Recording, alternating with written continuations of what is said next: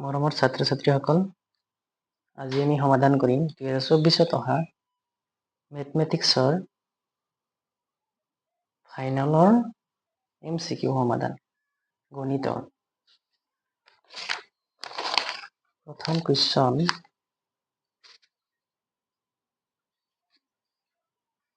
হেৰুৱাই যোৱা পদ ওলাব লাগিব।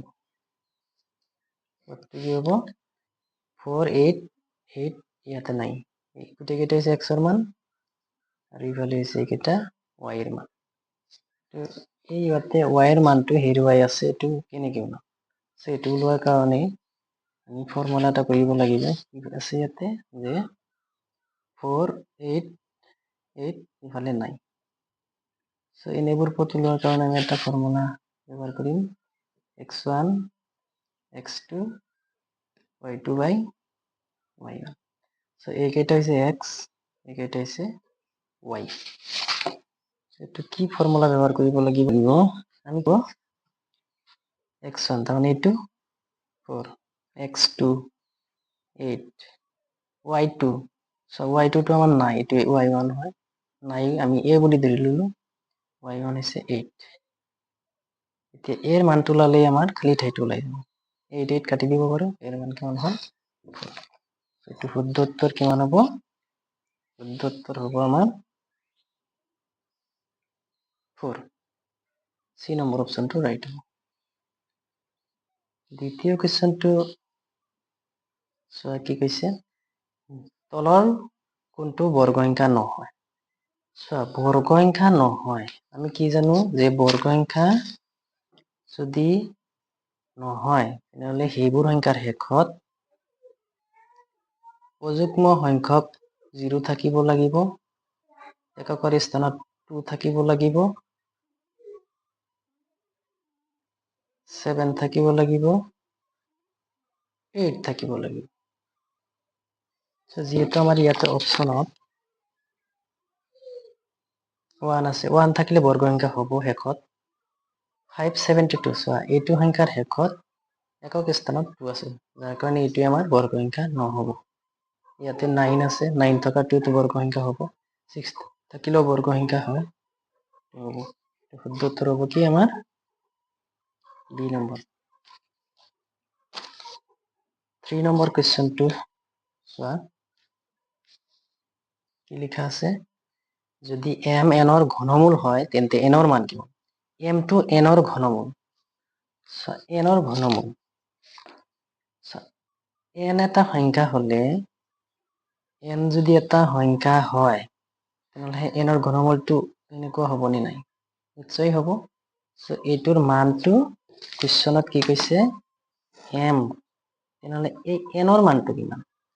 চোৱা, কিউব ৰুট যদি ইফালে যায়, মই nটো ৰাখি দিলোঁ, কিউব ৰুট ইফালে গ'লে ইফালে যি সংখ্যাটো থাকিব তাৰ পাৱাৰ হ'ব 1 বাই নহয়, তাৰ পাৱাৰ হ'ব কিমান? 3। কাৰণ কিউব ৰুটৰ ভেলু হৈছে 1/3। কিউব ৰুটৰ মান হৈছে, এইটোৰ মান হৈছে কিউব ৰুটৰ মান হৈছে 1/3। 1/3 ইফালে পাৱাৰত যদি গুচি যায় উলটি যাব, 3 হ'ব। n ৰ মানটো কি হ'ব? m cube. শুদ্ধ উত্তৰটো আমাৰ হ'ব m কিউব। C নম্বৰ অপশ্যনটো ৰাইট। 4 নম্বৰ কুৱেশ্যনটো চোৱা, দিয়া আছে 306 657 আৰু লসাগুটো কিমান দিয়া আছে? 22338। এতিয়া 102 306 657 ৰ লসাগু তেনেহ'লে কি?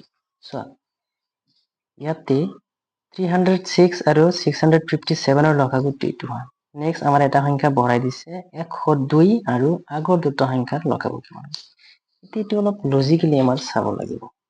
যিহেতু কি দিয়া আছে যে 306 657 ৰ লসাগুটো দিয়া আছে কিমান?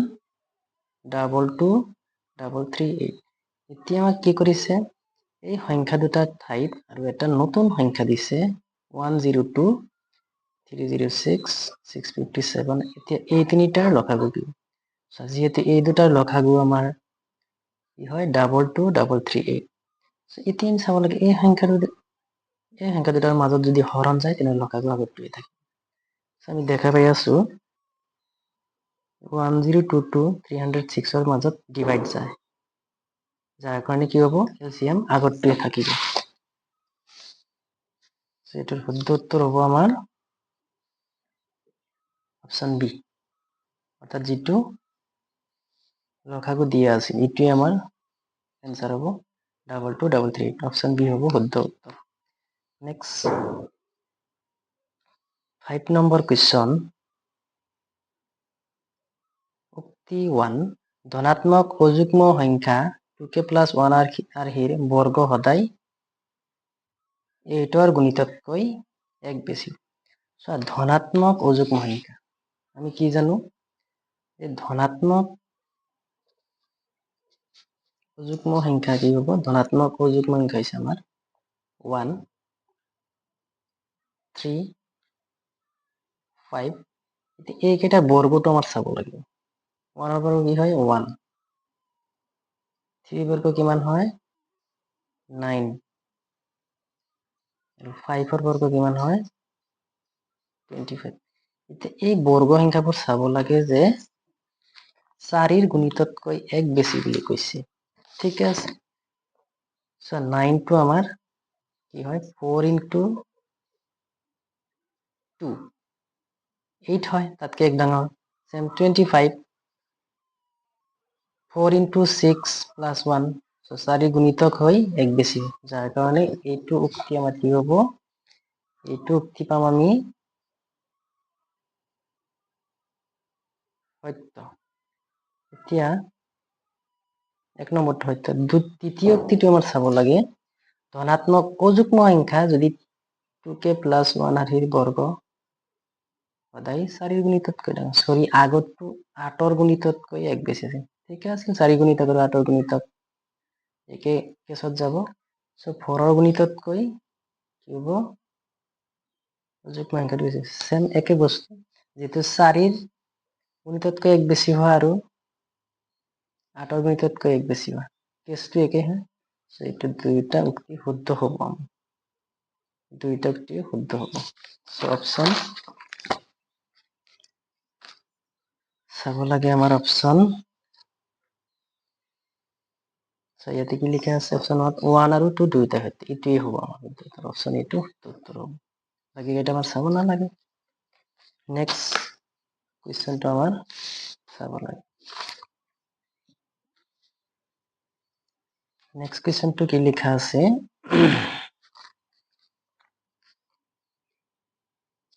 px³ + qx² + rx + ras = 0 এটা দ্বিঘাত সমীকরণ হ'ব কি শর্তত হ'ব এইটো যদি ত্রিঘাত সমীকরণ হ'ব বিচাৰে ইয়াতে থকা মানটো কেতিয়াও 0 হ'ব নোৱাৰে আৰু বাকি p q r s বাস্তৱ সংখ্যা হ'ব লাগে সো আমাৰ এইটো চাব লাগে p ≠ 0 ক'ত আছে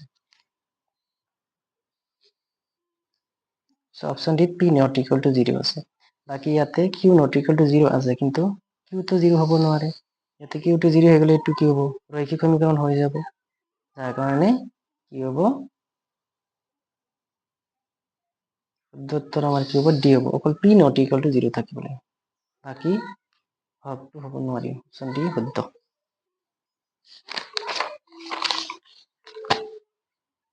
নেক্সট 7 নম্বৰ কি আছে যদি x বাস্তৱ সংখ্যা হয় তেন্তে 8x³ + 1 ত্ৰিঘাত বহুপদটোৰ লেখটো কি কৰিব চোৱা আমি কি জানো যে কোনো বহুপদ বা সমীকৰণৰ লেখ ইমানটা বিন্দুত অৰ্থাৎ x বিন্দুত x অক্ষৰ বিন্দুত কাটিব ঘাতৰ ওপৰত ভিত্তি কৰি যেটো এইটো ত্ৰিঘাত বহুপদ যাৰ কাৰণে এইটো x অক্ষক 3 টাইম দিতে কাটিব 3 টাইম কাটিব শুদ্ধ উত্তৰটো হ'ব ক'ত অপশন ডি হ'ব আমাৰ শুদ্ধ উত্তৰ নেক্সট 8 নম্বৰ কি লিখা আছে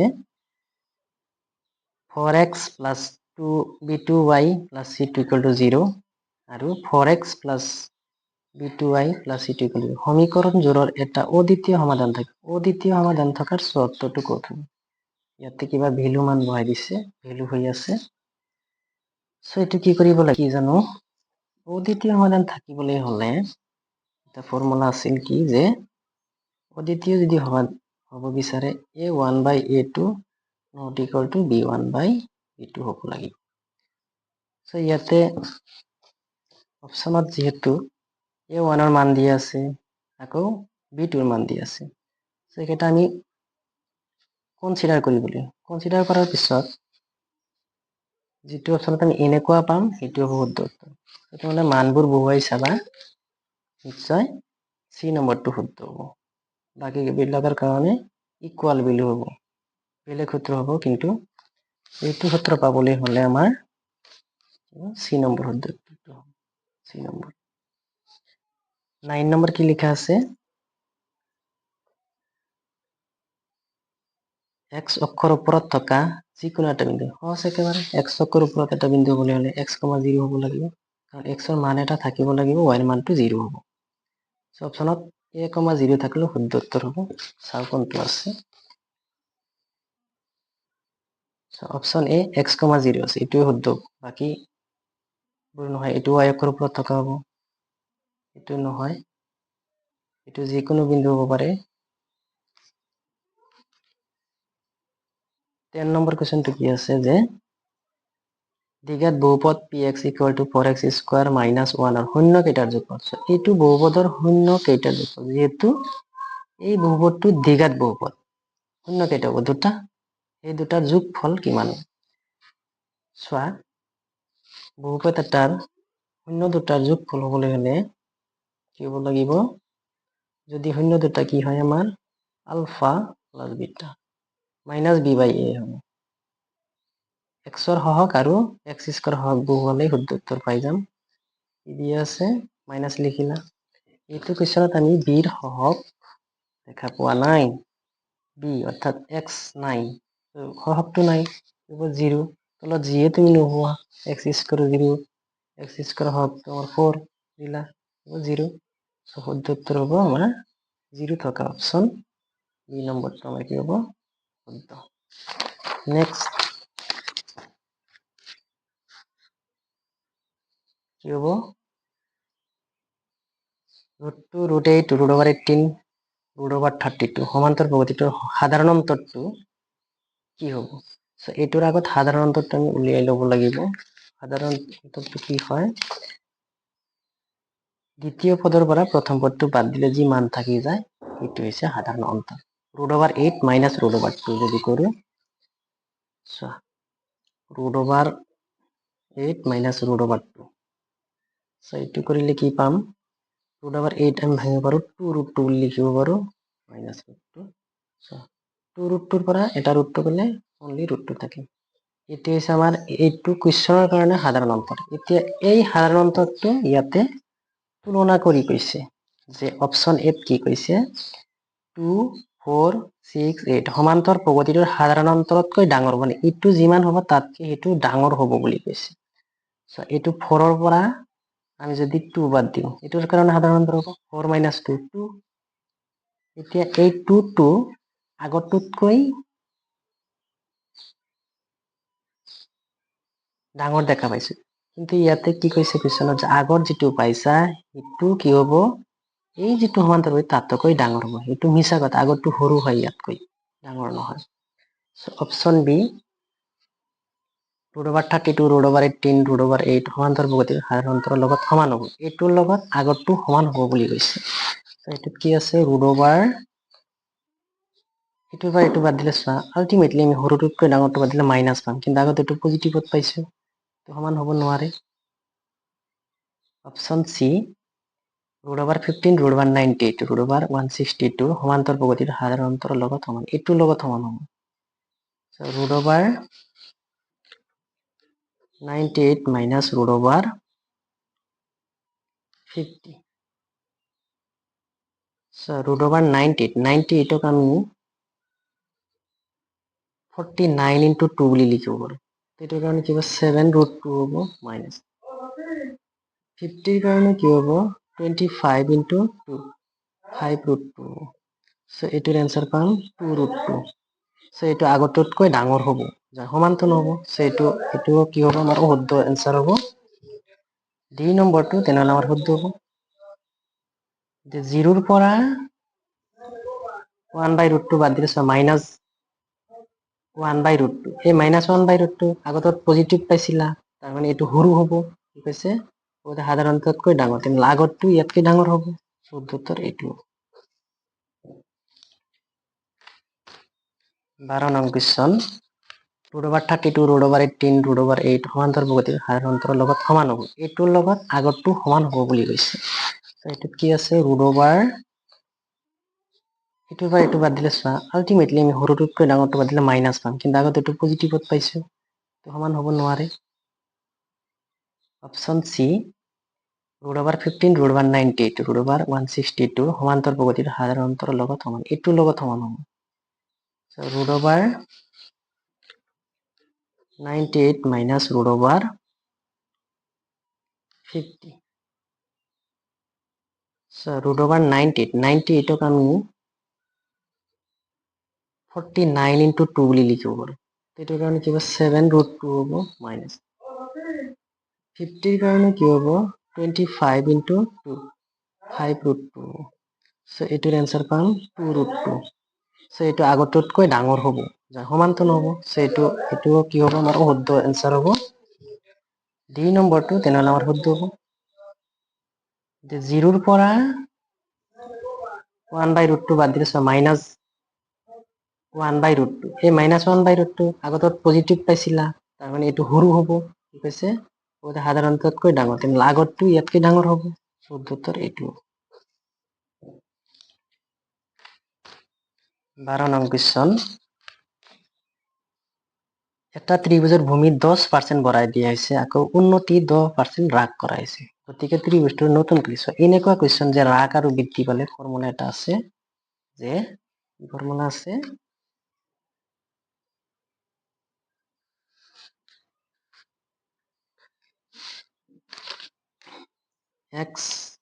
এক্সটো বঢ়োৱা হৈছে আকৌ কমোৱা হ'ব, মাইনাছ xy/100। এই ফৰ্মুলাটো মানিলে যিটো এনসাৰ আহিব সেইটো হ'ব আমাৰ শুদ্ধ এনসাৰ। এক্স মানে বঢ়োৱা হৈছে কিমান 10, মাইনাছ বৃদ্ধি এইটো হৈছে হ্ৰাসৰ মান 10, কমোৱা হৈছে চোৱা x10 y10, 100 / 100, 100 কাটি গ'ল, ইয়াতে থাকিল 1, ইফালে -10 + 10 কাটি গ'ল, আমাৰ এনসাৰ থাকিল -1। সো এই -1%টো যেহেতু মাইনাছত পাইছো, যাৰ কাৰণে হ্ৰাস হ'ব, ত্ৰিভুজটোৰ কালি 1% হ্ৰাস হ'ব। সো শুদ্ধ উত্তৰ কি হ'ব আমাৰ একে থাকিব, 1% হ্ৰাস হ'ব, এইটো শুদ্ধ হ'ব। 10% বাঢ়িব মিছা, 11% বাঢ়িব নহয়, এইটো হ'ব বি হ'ব শুদ্ধ।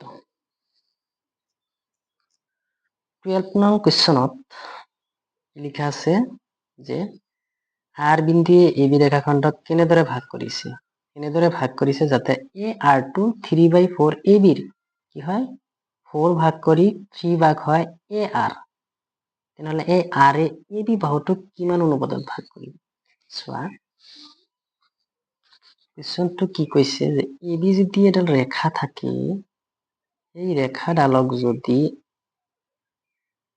আৰে কি কৰিছে 4 ভাগ কৰি, মানে এবিৰ 4 ভাগ কৰি 3 ভাগ লৈছে, ইয়াতে আৰটো আছে 1 2 3, 1 ভাগ 2 ভাগ 3 ভাগ 3 লৈছে, গোটেইখিনি 4 হয়। ইয়াতে দেখা হৈছে এবি হৈছে 4, এই 4ৰ 3 পাৰ্ট লৈছে AR, 3 পাৰ্ট লৈছে। তেনেহ'লে এই এবি বাহুটো কিমান অনুপাতত ভাগ হ'ব, নিশ্চয় 3:1 হ'ব, এইখিনি 3 হয়, আৰটো কি কৈছে 3 ভাগত আৰু এইফালে 1 ভাগত ভাগ কৰিছে। তাহলে আৰ বিন্দুটি এবি বাহুক কি কৰিব 3:, মানে ইয়াৰ পৰা 3 ইয়াতে 1, 3:1 ভাগ কৰিব। সো শুদ্ধ অপশন আমি কি পাম, শুদ্ধ অপশনটো পাম আমি 3:1 পাম, বাকিবোৰ নহ'ব 3:1। নেক্সট 14 নং কুৱেশ্যন,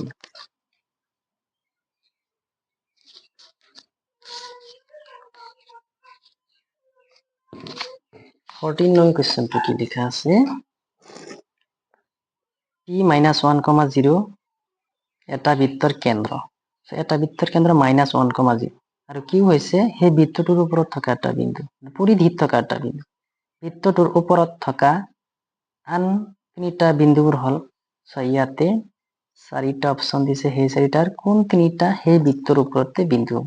এইটো আমি কি কৰিম, যেটো বৃত্তটোৰ কেন্দ্ৰ এটা দিয়া আছে, ধৰা এই কেন্দ্ৰটো কি দিয়া আছে, আমাৰ কেন্দ্ৰটো দিয়া আছে -1,0 আৰু এই বৃত্তটোৰ ওপৰত এটা বিন্দু আছে, ওপৰত থকা বিন্দুটো হৈছে 2,4।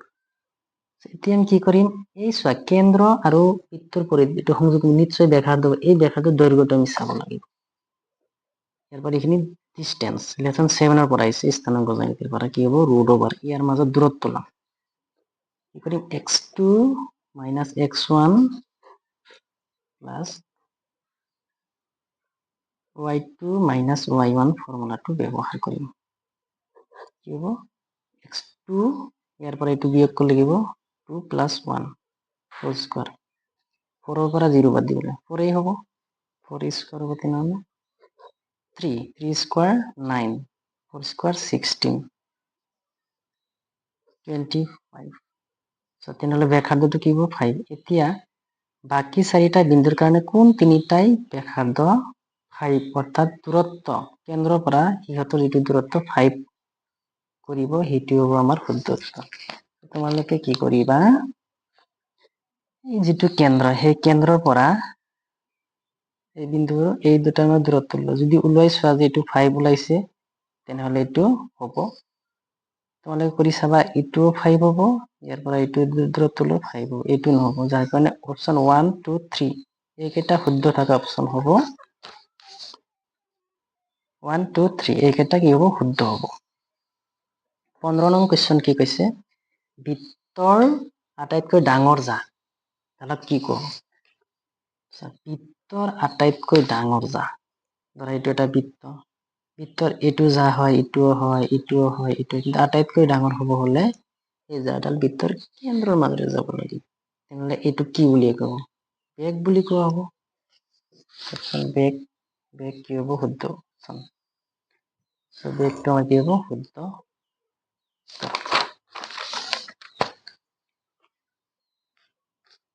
এটা ত্ৰিকোণমিতিৰ পৰা কুৱেশ্যন আহিছে যে যদি 5x = sec θ, 5/x = tan θ হয়, তেন্তে এই বস্তুটোৰ মান কিমান, x² - 1/x², এই বস্তুটোৰ মান কিমান, কি দিয়া আছে, এইটো আমাৰ ওলাব লাগিব 5x = sec θ দিয়া আছে,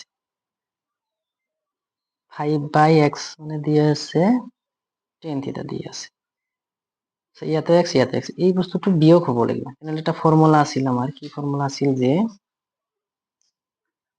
1 + tan square θ = sec square θ, 1 = কি হ'ব, তেনেহ'লে sec square θ minus tan টো পেলাই ললো tan square θ।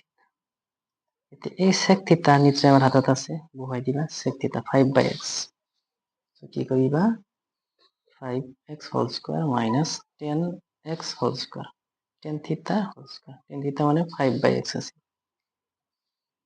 5/x² ভাঙিলে 25x², এইটো হ'ব 25/x²। এতিয়া আমি ইয়াৰ পৰা 25 টো কমন ল'ব পাৰো, 20 কমন লৈ ইয়াত থাকিল x² মাইনাস ইয়াত থাকিল 1/x², ইয়াতে আমি কুৱেশ্যনত থকা 5 ৰ লগত মিলাম, ইয়াতে 25 হয়, 5 × 5, 5x², 1/x², ইয়াতে আৰু এটা 5 লিখিব, সেই 5 টো ইফালে আহিব, 1 ৰ তলত আহিব, এইখিনি তেনেহ'লে এইখিনিৰ মান কিমান হ'ব, 1/5। শুদ্ধ উত্তৰ কি হ'ব আমাৰ, 5 নহ'ব, 1/5 হ'ব, শুদ্ধ। 17 নং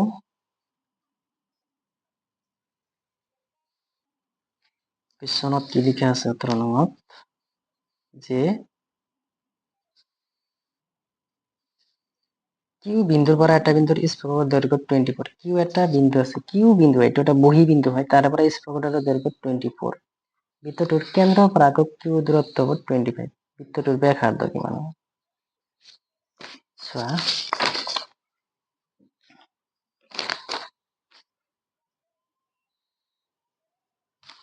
এইটোৰ কাৰণে কি হ'ব যে এটা বৃত্তটোৰ এটা বিন্দু কিউৰ পৰা কিউটো বাহিৰত স্পৰ্শকডালৰ দৈৰ্ঘ্য কিমান হ'ব 24 আকৌ বৃত্তটো যে কেন্দ্ৰ আছে তাৰে পৰা কিউ দূৰত্ব 25 বৃত্তটো এই ব্যাসাৰ্ধটুকু এইটো পাইথাগোৰাছ মাৰিলে হৈ যায় সো পাইথাগোরাস মতে কি কর্ণ স্কোয়ার করিলো বাকি দুটার বর্গর যোগফল হবো সো পি স্কোয়ার 24 এর স্কোয়ার ও P square is equals to এইটো কৰিলে কিমান হ'ব 625 এইটো বৰ্গ কৰিলে হ'ব 570 ইফালে গলে 576 বিয়োগ সো ও পি স্কোয়ার ইকুয়াল টু এইটো পৰা এইটো বিয়োগ কৰিলে হ'ব কিমান হ'ব 49 so OP equal to root over 49 বৃত্তটোৰ ব্যাসাৰ্ধ কিমান হ'ব 7 শুদ্ধ উত্তৰ কি হ'ব 7 শুদ্ধ উত্তৰ কি হ'ব 7 18 নং কোৱেশ্চনটো প্ৰত্যেকৰে 64 cm কিউব আয়তন বিশিষ্ট দুটা ঘনক মূৰ সংযোগ কৰা হল তেনেহলে এই আয়তীয় ঘনকটোৰ বিষয়ে দুটা ঘনক একেলগ কৰিলে দুটা ঘনক যদি আমি কি কৰো এইটো এটা ঘনক এটোৰ আয়তন আছে 64 নেক্সট আৰু এটা ঘনক কি কৰা হৈছে ইয়াৰ লগত সংযোগ কৰা হৈছে এনেকৈ সংযোগ কৰা এতিয়া এইটো এটা কি আয়তীয় ঘনক হ'ল ইটোৰ পৃষ্ঠফল কিমান ইয়াতে থকা এটা ঘনকৰ আয়তন দি আছে ঘনকৰ আয়তন কি হয় a কিউব 64 ইয়াৰ পৰা দৈৰ্ঘ্য যদি ওলাও কি হ'ব a কিউব 4 কিউব লিখিব পাৰো সো a কিমান হ'ব 4 হ'ব কিউব কিউব কাটি যাব 4 ইয়াৰ পৰা এইখিনিৰ দৈৰ্ঘ্য কিমান হৈছে 4 তেনেহলে এইটোৰো 4 এইখিনিৰো 4 এইখিনিৰো 4 এইটোও 4 এইটোৰ দৈৰ্ঘ্য কিমান হ'ল 8 হ'ল এতিয়া এই দুটা ঘনক যদি আমি একেলগ কৰিম এই মাজৰখিনি খোলা হৈ যাব 2 ঘনকৰ দুটা দাঁতি ইয়াৰ পৰা কমি যাব খালি হৈ যাব তেন 10টা দাঁতি হ'ল এটাৰ যদি কি হয় 6 স্কয়াৰ আৰু এটা 6 স্কয়ার 12 a স্কয়ার হ'ব কিন্তু ইয়াতে দুটা দাঁতি মাজত খোলা এখন 10 a স্কয়ার হ'ব 10 into 4 স্কয়ার 10 into 16 160 সো এইটো হ'ব আমাৰ 10 স্কয়াৰ মাৰিলে সেই আয়তীয় ঘনকটোৰ পৃষ্ঠকালি বুজাব কি হ'ব 10 is 160 centimeter square next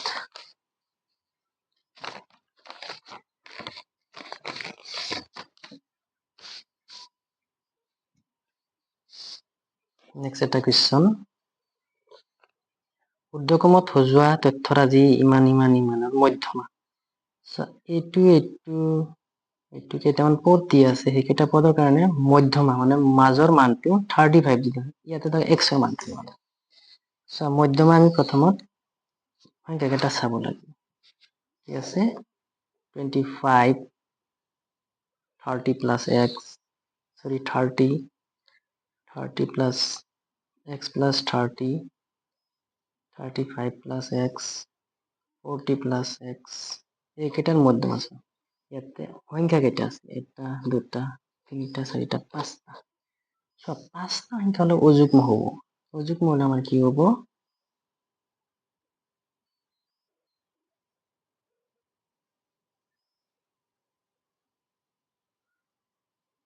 5/2 plus 1 so যেহেতু পাঁচটা সংখ্যা আছে 5/2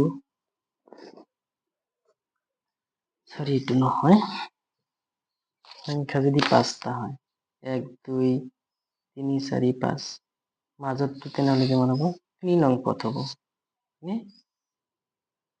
5 plus 1 6 যেহেতু পাঁচটা পদ আছে ফর্মুলাটো কি হয় n plus 1 divided by 2 এইটো হৈছে আমাৰ মধ্যমাৰ সূত্ৰ যদি n অযুগ্ম হয় সেই ক্ষেত্ৰত so into 6 5 তো 5 plus 1 6 6/3 তিনতম পদটো আমাৰ কি হ'ব মধ্যম তো ইয়াতে 3তম পদটো কি আছে আমাৰ x plus 30 তেনেহ'লে x প্লাছ 32 কাৰ সমান হ'ব আমাৰ দিয়া মধ্যমাৰ মানৰ সমান 35ৰ সমান 35ৰ সমান সো x ৰ মান কিমান হ'ব 35 মাইনাছ 30 ইকুৱেল টু 5 x ৰ ভ্যালুটো হ'ব আমাৰ 5 সো অপচনত আমাৰ বি নম্বৰত আছে অপচন বি 5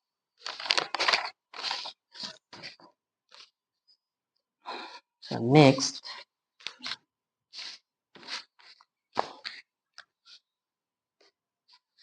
সম্ভাৱিতাৰ পৰা এটা অংক আহিছে এটা লুডু গুটি এবাৰ মাৰিছা দুইতকৈ ডাঙৰ মৌলিক সংখ্যা পাব লাগে ডাঙৰ মৌলিক সংখ্যা পোৱাৰ সম্ভাৱিতা লুডু গুটিত যদি এবাৰ মাৰো মুঠ ফলাফল কি হ'ব 1 2 3 4 5 6 মুঠ ফলাফল কিমান হ'ব 6 এতিয়া দুইতকৈ কি কৈছে দুইতকৈ ডাঙৰ সংখ্যা পাব দুইতকৈ ডাঙৰ কেইটা আছে 1 2 3 4 চাৰিটা আছে সংখ্যা 4 হ'ব 2 3 option is right answer is 2/3 কিমান হ'ব 2/3 হবে এটু ভুল আছে 2/3 সরি মৌলিক সংখ্যা বুলি কৈছে দুইতকৈ ডাঙৰ মৌলিক সংখ্যা কি হ'ব 3 আৰু 5 তো দুটা আছে 2/6 1 3 কি হ'ব 1/3 হ'ব উত্তৰ 1/3 হ'ব নেক্সট